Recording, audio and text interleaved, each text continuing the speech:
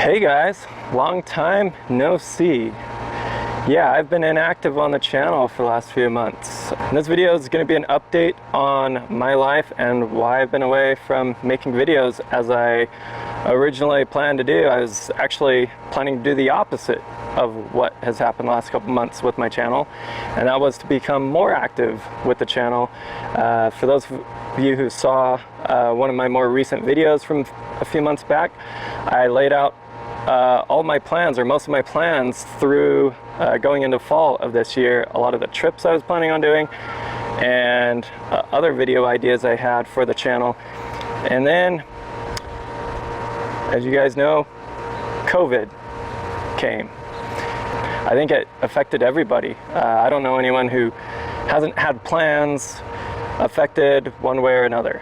And for me, my family, the way we reacted to it was not with fear and panic, but just an urge to be more prepared for the uncertainty that it brought initially. So we've taken upon ourselves two huge projects in our backyard with the stimulus funds that came.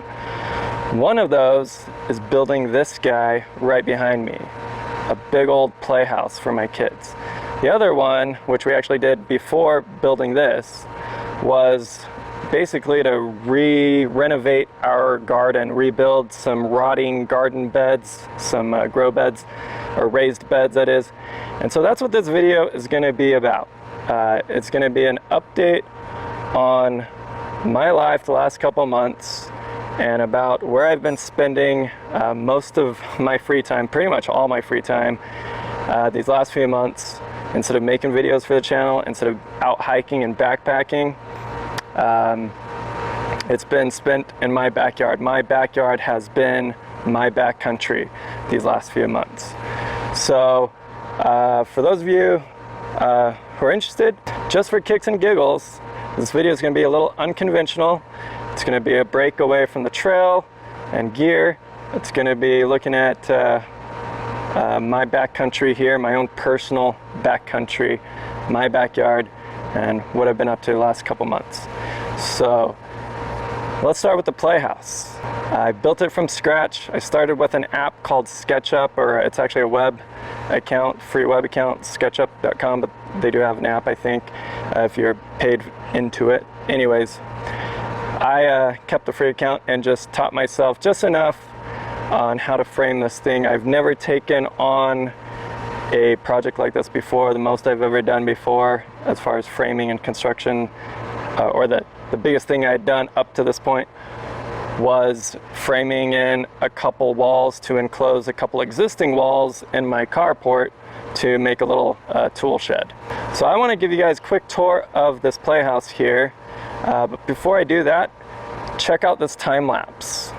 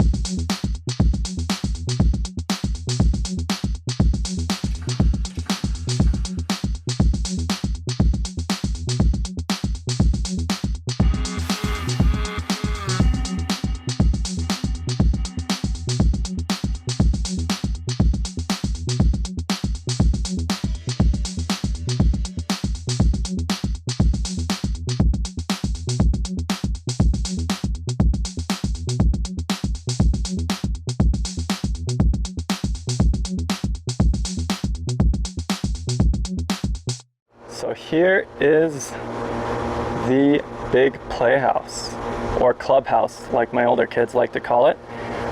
And you'll have to excuse the surrounding mess around it. We're still finishing off a few little details with it, and the kids have been playing around it with their stuff, so it's a bit messy, or messier than I'd like it to be. Still a little bit unfinished, but it's worth looking at now. The siding is cedar fence posts that I routed with a router, and we used a shiplap joining method to join them together. And before we installed them, my wife Jessica, she did a paint wash, like got a few colors of paint and kind of did a wash on them to give them that color. And we just kind of random, she wanted to make the colors random, so no particular pattern to it, and that's what we did there. On the back, she painted this big mural. We installed a instead of fence posts on the back for the siding, we did a couple sheets of 1/2-inch plywood, and then she painted this mural, and then we installed a climbing wall on it for the kids and a little climbing rope. And so they've been enjoying that. It's not very high up, and that's probably a good thing for safety reasons, because we don't have harnesses or anything to secure them there. So, but it's plenty of fun for the little kids to practice some little bouldering and climbing. We're not a climbing or bouldering family, but maybe the younger kids will grow up to be into that more so as they get older. We'll see. And while we're back here, this is the old playhouse. So my littlest daughter, youngest daughter, she can still have fun with that. It definitely needs some maintenance work on it, as it's weathered away and broken down a little bit the last few years. Underneath the playhouse, where it's all messy under here, is a sandbox. And the sandbox opens up to have these little benches here. This is a project we found on YouTube and looked really simple, and indeed it was pretty simple to make. So really cool though. It's perfect little benches for the kids to sit in, and then they can just sit right down in the sand and have their fun in the sand. We do need to add a couple more bags, because what we did buy didn't go as far as we thought. So anyhow, and what's great about this is it closes down like that to keep the cats out. And then over here, on the other side of the climbing wall, underneath the playhouse deck, is a chalkboard. It's actually plywood that's been painted with chalkboard paint, and it's been working out really well. It's a blank slate right now, but the kids enjoy drawing things on it and writing messages and whatnot. So here on the front of the playhouse, I've got some stairs and a slide. The stairs I built from scratch, and the slide was something that took forever to find available online. Everywhere was out of stock when the pandemic hit. And then finally one day became available on Amazon through a retailer there. We jumped on it, and within a couple of days they were sold out again, which was interesting, but we got lucky, and then a few weeks later we finally got it shipped to us. And so it arrived just in time for when it was needed or hoped for. Then we've got, so we're gonna go upstairs here and check out this door here. So we made it the double style. I forget the style or the name of that style for this door, but it can open up in top half and bottom half. There's a hinge lock on the back there. And then yeah, we just got artistic and creative with it, and I took more fence board and some other cuts of wood. The between some 2x4s and some 1x2s or 1x3s cut into there, and just framed all that in. Put a little plexiglass window in there. Then similar thing over here. Got plexiglass windows that hinge out. And then a little front porch here with a little bench.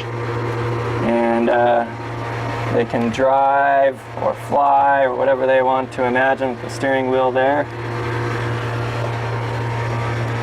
Going inside as it gets quiet away from the air conditioner. This is a look at the inside of Playhouse. Got a ladder up to a loft, and this is the decorating job of my daughters. There's some pillows up here and a little bookcase up there, and then you've got a dormer window right there that actually swings open, and they can actually go sit on the porch roof and watch sunsets, read books when it's cooler out. And another dormer window that opens up right there. Alright, looking under the loft here, here's the space under the loft. They haven't filled it in with any decorative items yet or any play furniture. We do have a floor. It's just peel and stick vinyl over a plywood flooring that's been secured onto the deck boards underneath. We've got some beadboard paneling around the under loft part. Then we just have like regular flat white paneling around the rest of the loft here. There's a little paint job, just an artistic paint job for my daughter there. Again, we've got plexiglass windows on 3 of the 4 walls. This will hinge out that way, and then I've got this little like table extender that I'm going to actually use on the side here. It's actually going to secure on the side of the window panel here, or window pane, and hold it. It'll be able to extend out and lock it so it holds the window open for some much needed ventilation in here. I've got a cute little 10-inch window up there. You can see my daughter painted, or my daughters and their friend painted the rafters, give that a nice little color scheme. And again, these windows swing out as well, sideways, and then this one also swings upward there.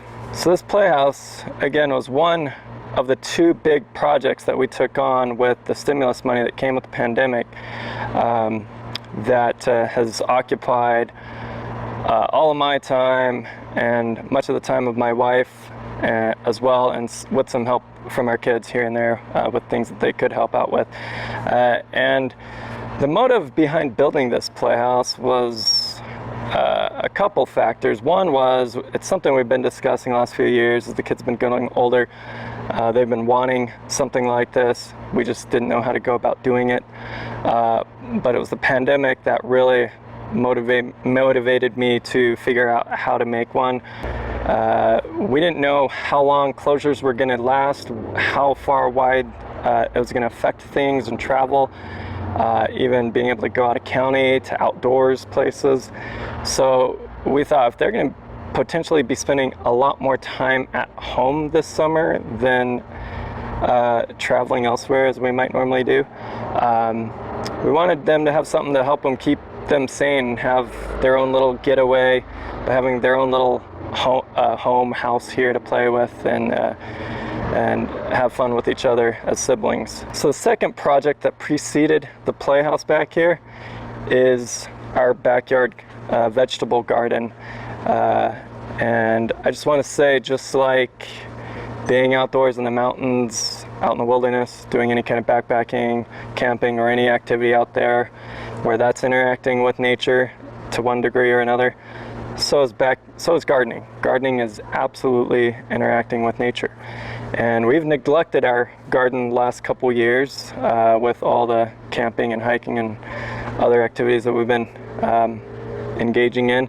And our raised beds for our garden had kind of started rotting out. We built them out of cheap cedar fence posts a couple years ago, or 7 years ago, not a couple years ago, 7 years ago.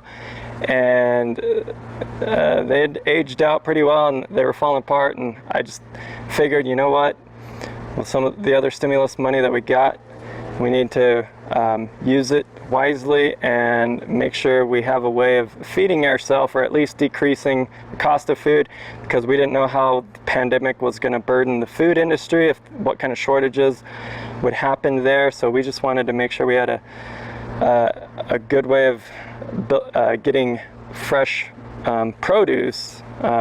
Can't do livestock or anything like that back here, but we can at least do fresh produce, fresh fruits and vegetables out of much of our garden here. So I'm going to spend the last half of this video doing a little tour of our garden and the beds we rebuilt and what we've got growing in them. So here is a wide angle look at the backyard garden space back here. We've got an apple tree. So we'll start off with the apple tree. That was there when we bought the home. So every 2 years it blows up with apples, as is the case this year. And every year in between it goes into recovery mode. I think a lot of apple trees are like that, is what I'm told. And so it's just normal. Every 2 years it explodes with apples, and we try and keep it pruned well. And it seems to naturally thin itself out as it drops apples to the ground, and then what's left over ripens up, and we don't spray them. We just let the, we just let them go completely organic, and then we just cut out the worms at the end of the year and make a bunch of applesauce with them from the ones that we don't eat as they are. All right, moving on. So here is a big garden bed that our first of many raised beds that we've built out. And so over the course of this spring, again with some of the stimulus funds, I redid all the garden beds. I had raised beds made out of cedar fence posts, and did that 7 years ago when we got the house, and they all had been rotting away by this year, and so we decided it was time to replace them and put in something much more durable and more capable of lasting a lot longer, and that is with pressure treated wood. And we did our research on the chemical components of pressure treated wood, and though they have a reputation of being unsafe for edible garden beds, that was historically when they did use arsenic, and experiments found that arsenic could leach out into nearby plants, among other things. And that has all been switched out to primarily copper and some other chemical that is a lot safer and a lot less harmful to humans. And even then, after a good season, it all gets flushed out. Most of it gets flushed out anyways, and the remaining just stays in the wood itself to protect the wood from fungus and pests. So, but for extra measure, we did line them with some extra thick, like 6 mil black plastic wrap, and line the inside edges just to kind of prevent, because the copper, if it's going to hurt any plants, it's going to hurt little seedlings, and so we just wanted to protect our seedlings from any overabundance of copper leaching out in the first season here of using this pressure treated wood. We do a drip irrigation system, so all of our beds, or most of the beds, have these little drip line emitters on an automated timer that waters them for about a half hour every morning. What we got growing here is some green beans, We did have a lot of lettuce growing in this section earlier in the season. I've since pulled it all out. We now have a couple watermelon plants going, and they've fruited out with one little watermelon each. So this is called a Will's Sugar variety because I just like to try that variety for obvious reasons. We've got a little patch of some atomic orange Indian corn growing right here. I've got some kale of all sorts of varieties growing here. I got red Russian, we got lacinato or lacinto, I forget how you say that, otherwise known as dino kale. We got some blue leaf curled kale back there. Got some more beans growing in front of them. We've got broccoli plants here. I've nipped off the heads of most of them and just haven't taken out the rest of the plants yet. But that is what all this is broccoli, or was broccoli. We've got Swiss chard going here. And hey, there's a broccoli head right there. Just a little one. And this one's sprouting out a few more little small broccoli heads out the sides there. That's a De Chico variety, which does do that. We've got various kinds of carrots here. We've been picking a few out here and there. So most of them probably ready to come out here, so we'll just keep picking them out as we need. Got some marigolds growing randomly here. We've got a melon plant here in the corner. Another melon plant growing right there, like a mini melon. And I forget which varieties we've got going here. I've got labels underneath them, but we've got so much going on in this garden I can't keep up with all the names right now. We've got cabbage growing in here. Actually, that's a collard green. These are collard greens growing back through here.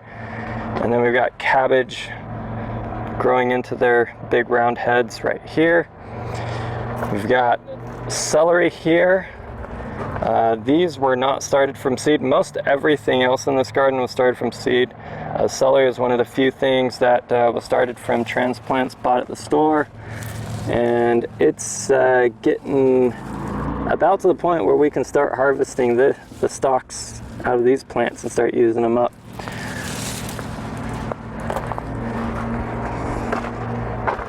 Moving along here, we've got grapes, 3 different grape plants here. This is a seedless Concord grape plant right here. Next grape plant down, I think we have a red, like a Suffolk red or something like that. I don't remember, but it's supposed to be a seedless red. The first few years it's still been putting out seeds, but I think it's getting a little better as the plant continues to mature. And then the next plant down is a seedless green grape, which is still not seedless. It's still putting out seeds in its grapes despite being a seedless variety, or so it was labeled when we bought it. Moving around the grape plant is our rhubarb, which was so pretty looking a couple months ago, or even as early as a month ago. Last month, earwigs have been ravishing it. We've been trying to manage that. I think I've got it back under control. We struggle with that every year as earwig breakouts, and they just love this plant, but it keeps coming out bigger and better every year despite looking as horrendously ugly as it is now. But we've harvested a ton from it already this year, and we just need to prune it back now and clean this out a bit here when we get a moment. All right, let's look to the right here. This is another bed of a variety of things. We've got some jack-o'-lantern pumpkins growing out either corner here. Not sure what's going on with this one. Why this one looks happy, this one doesn't. It should be getting the same amount of water, but this could be diseased. And if that's the case, I need to yank this plant out and throw it out right away. So I need to look into that, but we're going to give it a little extra water just to see if it's a water problem first. Maybe these emitters aren't putting out enough water at this end for some reason. Not sure yet. We've got a couple sunflowers. We've got some corn growing back here. This was some we planted out a couple weeks ago. This was planted out a little over a month ago. And so these are both patches of sweet corn growing. This is going to be peaches and cream. This is going to be ruby red. And then off to the sides, our compost barrel, compost stations. Next bed over, we've got watermelon growing here. There's a nice big one coming up. We've got a few tomato plants growing in the middle here just because we had the space to fit in a few extra tomato plants we had started from seed. Again, this is all started from seed in here. We got melons galore, various varieties of cantaloupes growing down in here. And some of these cantaloupes are getting real big and close to getting to the point where they can start ripening up. Can't wait to have some fresh cantaloupe from the garden here. Got another one under there, so getting excited for that. Got a little African daisy flower plant here just because it's pretty. Saw that at the garden shop and just found a home for it among everything back here. We've got a random volunteer amaranth plant here.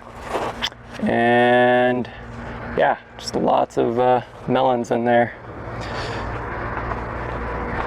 Got a little bed going right here. We got 4 different pepper plants. This one is called a natapino. It's like a jalapeno, but supposedly a lot more mild. And we've had a few, and indeed, they're not spicy. Most of our family does not like spicy peppers, so we went with the mild kind. We've got some bell peppers on the rest of these plants, and let's see, these ones supposed to turn red, so we're leaving them on. This one is a purple bell pepper plant with quite a few to pull off here, so we'll be coming back out to harvest that. And then some green bell peppers on that plant. Off along the fence side here, we've got just little flower beds on the outside of the vegetable beds, just surrounded by rocks.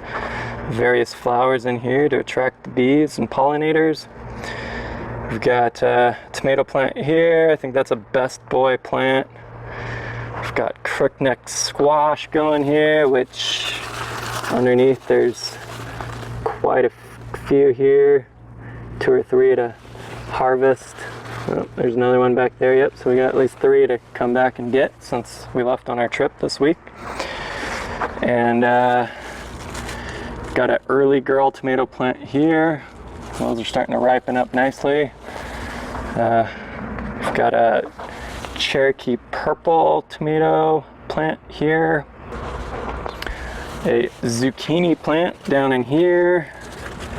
And there's a zucchini ready to come off.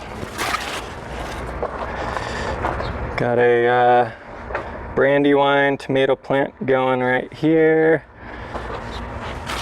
Waiting for some of these to get ripe. They're starting to turn. More flowers in between. Got a golden zucchini plant here, and this is what happens when you leave for a trip of a few days. Is sometimes you start with a little one, and 4 days later it's that big. So that's huge.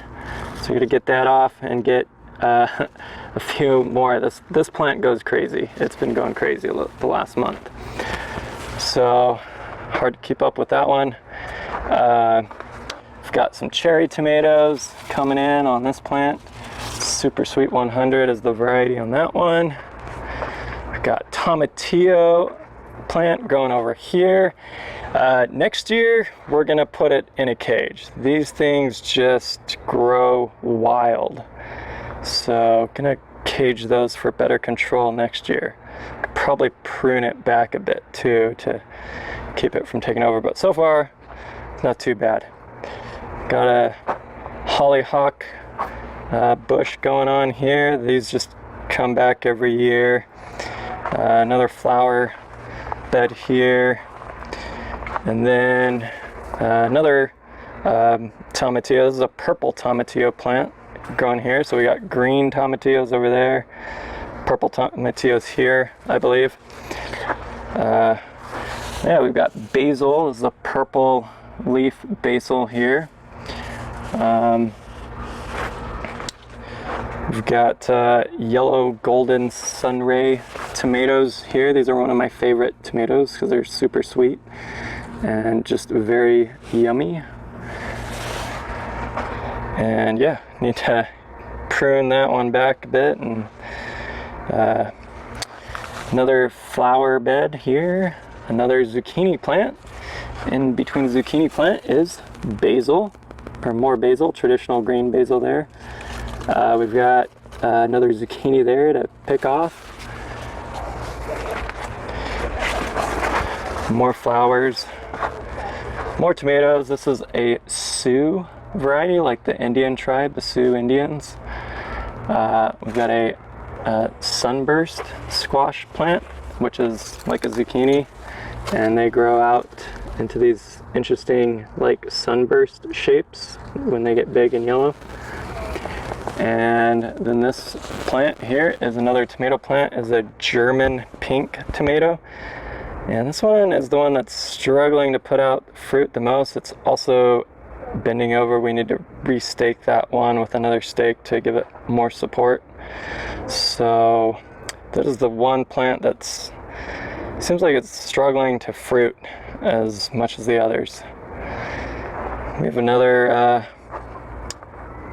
flower bed at the end here, doing really well. We got a volunteer sunflower plant here that's holding on. Must have had a good windstorm this last week while we were gone, because a lot of things are blown over and leaning over from what they were when we left. All right, we got another bed behind us. Looking down this bed here, we got banana peppers. Throughout here are these bean plants. These are pinto beans, so we're going to let them grow and dry out naturally on the pod. More banana peppers here on this plant. We've got cherry peppers, plenty to pick here. So what we're going to do is pick all the banana peppers and cherry peppers together and try that out, and pickle those in a jar, some glass jars. We got, these are cool looking peppers. They are called Mad Hatter peppers, and they resemble a Mad Hatter shape. Over here we got a bunch of different eggplants growing. So these are eggplants right here. There's more nadapinos, got to get those picked. So make some salsa with those. What else we got? We got a volunteer wonderberry plants growing throughout here. These things grow like weeds once you start them from seed, which we did a few years ago. So they just keep coming back every year. Yeah, they put out these little clusters of berries. Kind of out of focus there, but yeah, they turn to a kind of a dark purple, and they're not super sweet, but they can be used to make jam and things like that.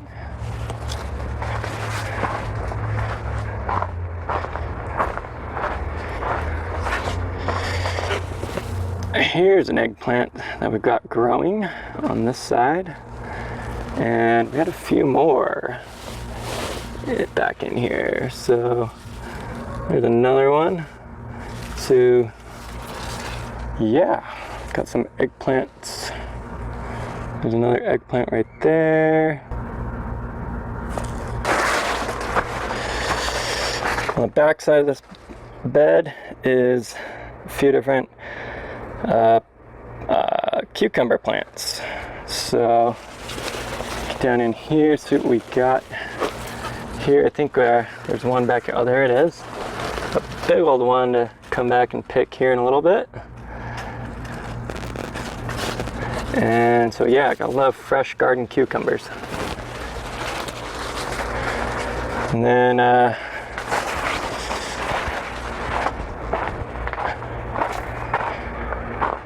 back on this side of the garden, then we got a long bed right here, so 12-foot raised bed.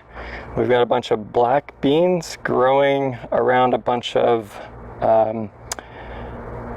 Roma tomatoes. So Roma tomatoes we like to can for salsa or for spaghetti sauce. We like to make our own spaghetti sauce, and so on and so on. So we've got Roma, and then we've got a special kind of Roma tomato in the back here called Amish paste tomatoes. Those always do really well. And then we've got some more basil growing down in here. Another type of basil there. And yeah, lots of tomato plants up in the middle of all these black beans. So on the back side here, we've got some blue flower corn. It's called Hopi blue corn. I think it's called Hopi blue or blue dent corn, some kind of dry blue Indian corn that we'll be able to grind up into a blue cornmeal. Make some blue tortilla chips with them or something. On the back here is a few other cucumber plants. Looks like we've got another cucumber growing down there to come harvest. And this bed is a bunch of purple green beans. So they are called a purple Tipi bean, I think. And so probably quite a few in there to get in and harvest. And these are fun beans because as you cook them, they actually go from purple back to the traditional green, something with the heat that transforms the purple color into a green color. Another volunteer amaranth plant growing here, a couple of them actually. A few more little melon plants growing back here along the back edge. Over here, another little volunteer wonderberry plant, and then we've got some onions that, for whatever reason, are looking smashed over. So again, I don't know if it's a strong windstorm that came here, but usually onions can hold up to wind. So not sure what's going on with those. We've got some Boston pickling cucumber plants back around here along the back edge of these beds, and these things have been exploding lately. We've been struggling to keep up, and of course, since being away last few days, we missed out on some. And once they turn yellow like that, especially like that big fat one there, they just go really bitter. So we'll just pull those and trash them or compost them because they're not good flavor at all once they go yellow like that.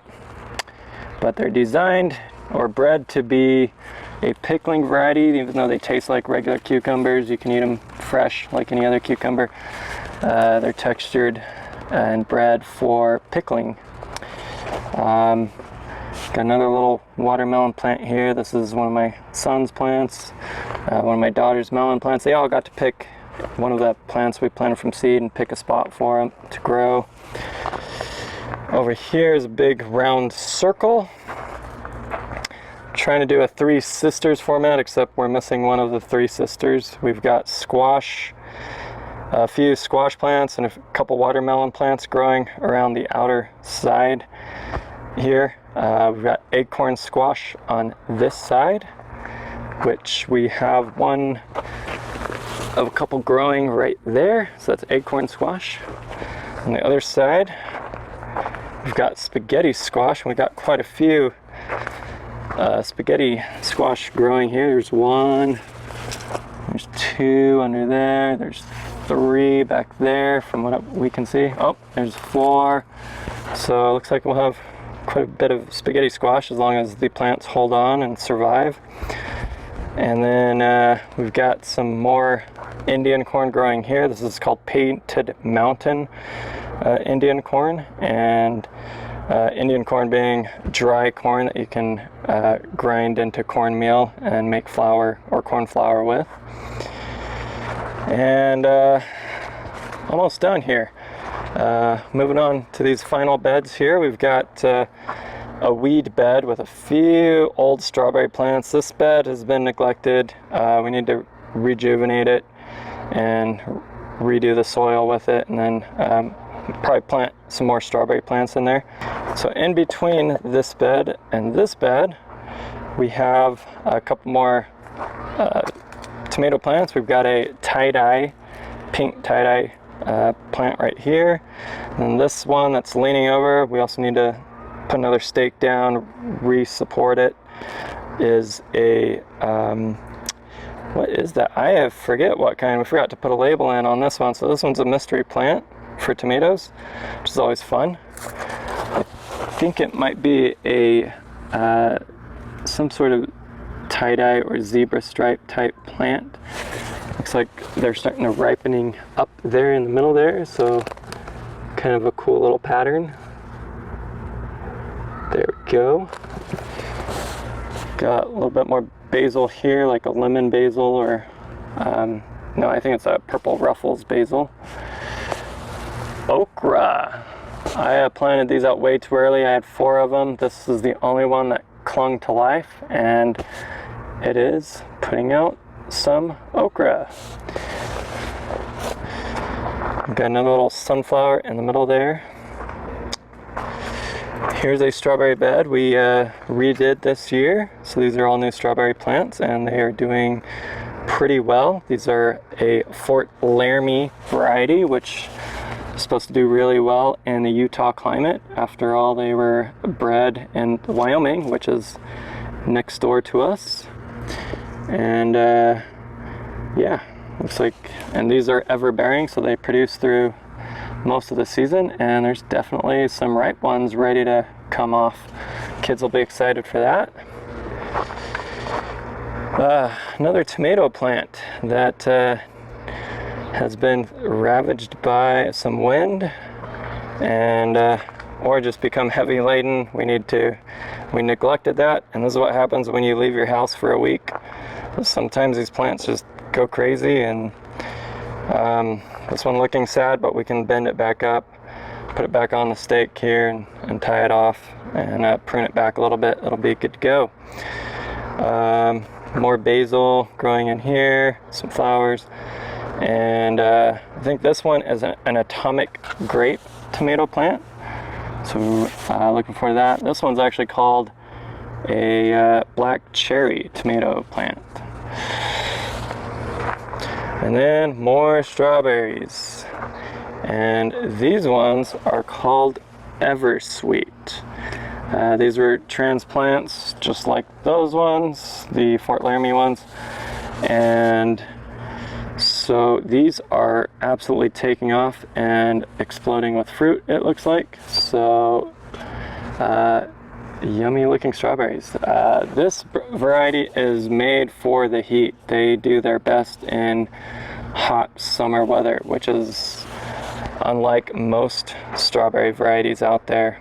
So these are more ever-bearing variety that actually bears all summer long. And then finally, we have a plum tree. We actually cut this down to a stump where you see this bee house, a native bee house that we screwed into it, and pruned it back down to that stump, but because it was just a mess of a tree when we got the house, now we've let it grow out to some smaller branches, but we try not to let it get any bigger than this because we don't want it blocking out and shading out the rest of our garden beds around it. So but it does produce quite a few plums still, and they're just now become ripe, so we're excited to eat fresh plums. They're very sweet and delicious, and then we also will make fruit leather with them and sometimes plum jam, like a spiced plum jam. Alright guys, that was my life story the last few months. Playhouse building and gardening. And I'm just now getting back into backpacking. I did manage one trip over Memorial Day weekend with the family down south. My wife and I and our daughters broke away for a one night, returning back to Boulder Mountain, where Devin of BACKcountry Exposure and his friend and I went out last year. We went to the first meadow and stayed there a night with my wife and two oldest daughters this past May. And so I did shoot video for that. I just haven't edited it yet, but I'll be doing that this week and getting that out shortly after this video. And then just this last week, I've mentioned we've been on a trip. We went to my wife's family cabin up in the northern half of the Uintas, just by the Wyoming border. Stayed there for the night on Wednesday. Then Thursday and Friday night, I went out and did my own little solo backpacking trip, where Jess dropped me off at the trailhead and then picked me up Saturday. So that was an awesome little backpacking trip. That was just very awesome for me to get back out on the trail. I definitely shot video of that trip as well, so stay tuned for that trip coming up as soon as I get that edited as well. Hoping to have that up not this week, but the next week after these next two videos come out.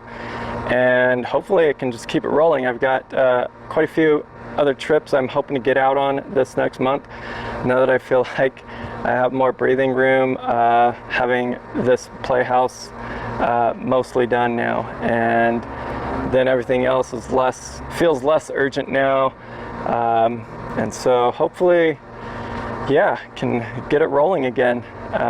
So there you have it, guys. Hope you enjoyed the video. Let me know if the gardening thing interests you guys. Like, again, it's something to do with nature, so if next year you guys want me to mix in a few videos on some gardening tips, let me know. Or I could create my own separate dedicated gardening channel and try that out. So again, you know, Wasatch Will, gardening in the Wasatch, why not?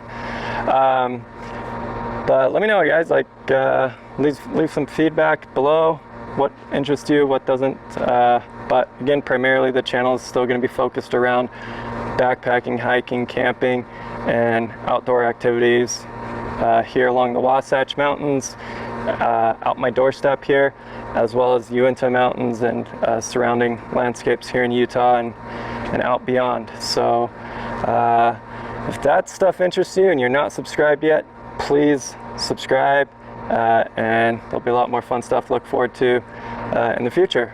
You won't regret it. So until next time, guys, we'll see you on the next video.